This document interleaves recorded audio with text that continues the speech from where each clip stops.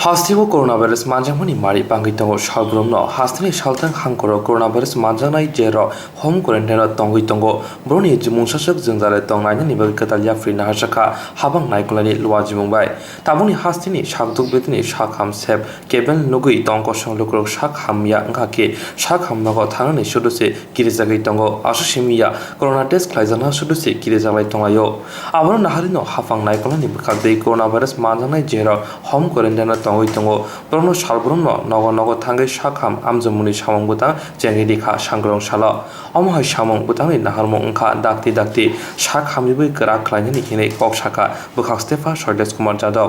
क्या चीज़ है, इसका मकसद क्या है, अभी क्या किससे कर रहे हैं?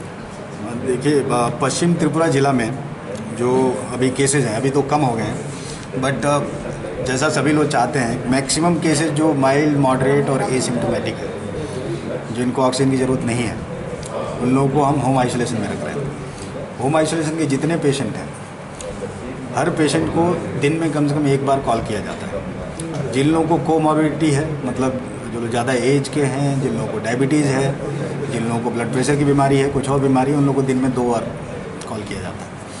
प्लस हमारे जितने भी अर्बन प्राइमरी हेल्थ सेंटर और प्राइमरी हेल्थ सेंटर हैं, जैसे अगरतला में 6 अर्बन प्राइमरी हेल्थ सेंटर हैं, इन सब में मोबाइल टीम बनाई गई है, जिनका काम ये है कि जो भी पेशेंट जिनकी कोमॉर्बिडिटी है या जो भी कॉल करता है वो हॉस्पिटल को, सभी पेशेंट को यूपीएससी के MOIC का नंबर, फ़ोन नंबर दिया जाता है।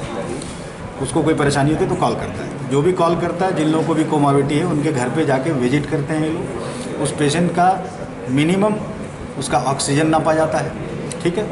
उसके बाद अगर उसको शुगर की बीमारी है तो उसका ब्लड शुगर नापा जाता है, ब्लड प्रेशर की बीमारी तो ब्लड प्रेशर भी नाप रहे हैं। बाकी किसी को और मान लीजिए बुखार की दवाई, किसी की दवाई ख़त्म हो गई तो दवाई भी उसके घर में ले जाके दी जाती है।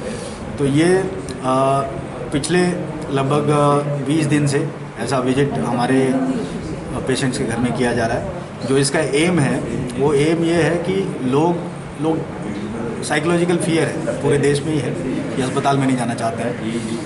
तो इसकी वजह से कहीं ऐसा ना हो कि इतना लेट हो जाए कि जब उनको लगे अस्पताल जाना है, उस समय उनकी हालत इतनी सीरियस हो कि अस्पताल में वो बच ना पाए। हम चाहते हैं कि अगर कोई भी पेशेंट सीरियस हो रहा हो, उसको जल्दी से जल्दी हम कैच करें और उनको ज़रूरत पड़ने से अस्पताल लाया जाए।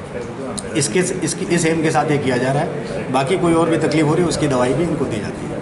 कितने दिन विकास कर रहे थे? ये देखिए, जो गाइडलाइन हमने दिया है, हमने बोला है कि पेशेंट्स को, जो कोमॉर्बिडिटी वाले पेशेंट हैं, जिनको कोई और भी बीमारी है, उनको मिनिमम 2 बार उनके घर पे विजिट किया जाएगा।